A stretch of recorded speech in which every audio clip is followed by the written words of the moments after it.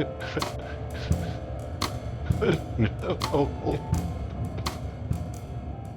Hi.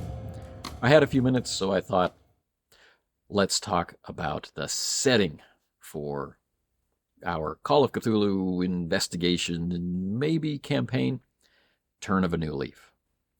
Now, if you've watched any of the actual plays, I know that you've heard reference to the fact that the investigation starts out in November, an unusual November, and that so far everything has been set in Boston. Well, a fictionalized, heavily fictionalized version of Boston, which includes some real elements and some fantastical elements. And, no actual Bostons were harmed during the making of this role-playing game campaign. Unusually for Call of Cthulhu set in this era, play has started in 1931. There are a couple of reasons for that entirely on my end. It wasn't a discussion, hey, would you like to set it in the 30s instead of somewhere in the 20s? It's just that I've run a lot of campaigns set in the 20s for Call of Cthulhu, mostly in the middle of that decade. And I've run a lot of pulp games, such as Hollow Earth Expedition, set in the later part of the 30s. I'm really quite curious and interested in, the bridge point, the end of the 20s into the beginning of the 30s. There's a lot of fascinating events that shaped generations that take place here and that can take on a different impact when considered in the light of cosmic horror. We can look at it through the lens of the personal, human, authentic experience, but we can also look at that through our imaginary eyes, living in our version of Lovecraft's cosmic horror. And hopefully, by examining them both honestly, there can be some benefit beyond just having fun in an imagined situation. So that's why it's set in the 1930s rather than somewhere in the 1920s. Now, what this has allowed me to do for fun and hopefully for the possible entertainment of any viewing audience that might be attracted, and hopefully as a fun little Easter egg sort of thing for the players that may or may not become involved in different aspects of this investigation or eventual campaign, there have been references made to famous Call of Cthulhu Chaosium stuff. So I'm not going to go into that for fear of spoilers, but if you think you've recognized some element from a game or investigation or mystery or campaign that you've played somewhere in the past, there's a good chance that it actually is a reference to one of those famous adventures.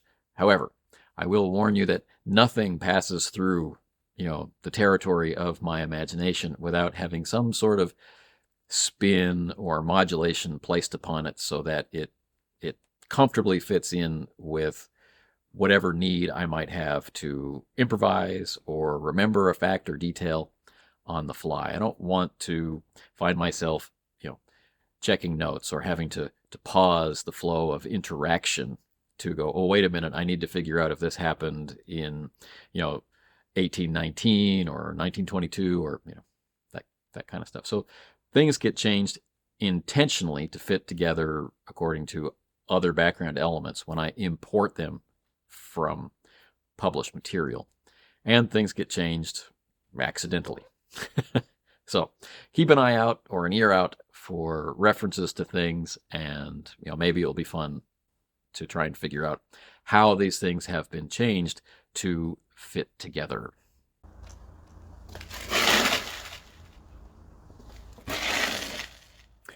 Now, just a little bit on the description of the environment or the setting and how that may or may not be different compared to how you might do it. So like I said, this is a fictionalized version of Boston, meaning that there may or may not be locations or buildings or businesses that exist in places where they don't or didn't in the real world. And I think it's important to have this flexibility as we play through this environment. I have not spent appreciable time in Boston. I don't have a real world memory from which I can build, improvisations. So that all of how Boston is fiction to me. I've been there, I've passed through it, but this was in the modern world. So I think it's important for me to have a sense of confidence in the location, to allow there to be things that are not real, or relationships of distance or place which are inaccurate. Now, these are things that we can address as play goes on, as we find locations that are important to us. We can establish the relationship in distance and time and methodology for traveling between them that satisfies the group's need for accuracy. But I find that the sense of reality, of groundedness, is better sourced among the players running the characters. They're the ones who decide where to go. They're the ones who decide what to look at. They're the ones who have discussions about, should we go this way or that way? So their familiarity with real-world Boston, or with 1920s, 1930s era Boston, their desire, their interest in looking at period photographs and period maps and guidebooks and this sort of thing, that brings in the perfect amount of realia, the perfect amount of imagination versus study and experience and personal experience for the campaign, rather than me experimenting with lots of description and no description and trying to find that happy medium for everybody. So as the keeper of arcane lore for this particular investigation, which may become a campaign, what I like to do is keep things specifically ambiguous. It doesn't take that much time to get between here and there. What does that really tell us? It tells us that this particular journey was faster than you expected. It's a useful detail, but it's not a prescriptive detail that establishes a spatial relationship. We're going to go to Boston Library. Okay. I am not going to describe what Boston Library, the Boston Public Library, I'm not going to describe what it looks like. Which hospital are we going to? Oh, we're going to go to the nearest hospital. We're going to go to the hospital.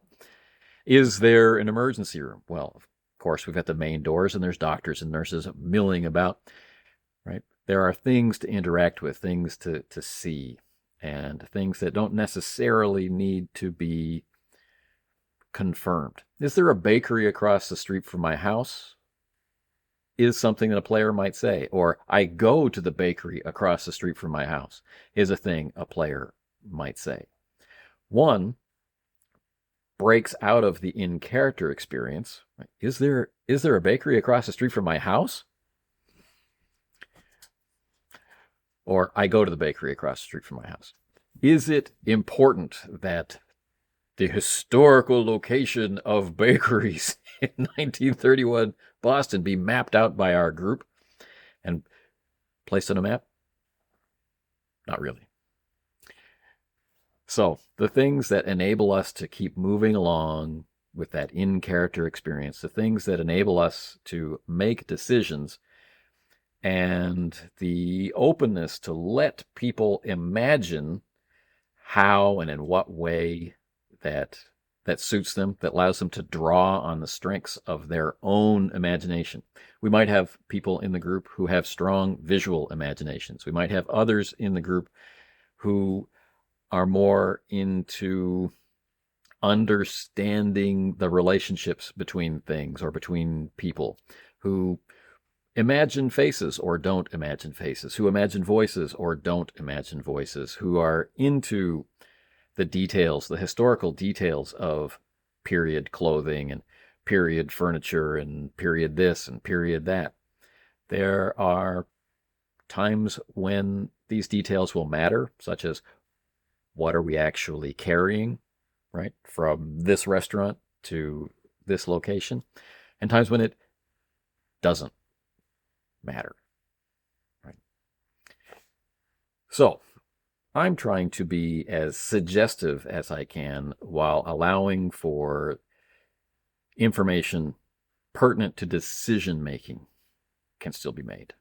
And I'm relying on the players to supply the details that matter to them and bring it into their dialogue with each other as makes sense in the situation. So these are some details about the setting. We're in Boston. We're in a fictionalized Boston in a fictionalized or enhanced 1931. We are bringing out elements such as the growing Dust Bowl in the Midwest. We're bringing out the effects of the Great Depression as it really starts to hit its peak in those early stages. It's been going on long enough to have destroyed family harmony and put huge numbers of people out of work, and they're now beginning to flee all the places that they call home, looking for some way to feed themselves and their families. So we're highlighting, I think, these effects as winter draws near in 1931. The struggles between law enforcement and the gangs as a result of prohibition. These things are still very much in effect. And some of the pivotal events of how we perceive of, gangland America have just taken place. Al Capone in October has just finally gone to prison on tax evasion. Can we get more of them? Right? This brings in opportunities for agents of the Treasury to make names for themselves, like the soon-to-be-forgotten Elliot Ness did. So in this environment, this very rich environment, turn of a new leaf is taking place with real and imagined or altered connections with some famous Call of Cthulhu campaigns of the past, with some totally not famous but very enjoyable campaigns run by me in the past, and seeds planted for future investigations and future connections. So I think that's enough about setting for this video. There'll be more videos to come about the new characters you haven't heard about yet, and different solo research actual plays are beginning to appear now. You may have already seen one by the time you watch this video, or you may be about to be given that opportunity. As always, we're very curious about your comments and your reactions to what's happening and the way things are being done. Right? So if you feel compelled to interact with us, the comments section below is a great way to do that, or calling into the podcast and leaving a voice message there. I have a SpeakPipe account, Casting Shadows Podcast, and we'd love to hear from you. But anyway, until the next time, take care.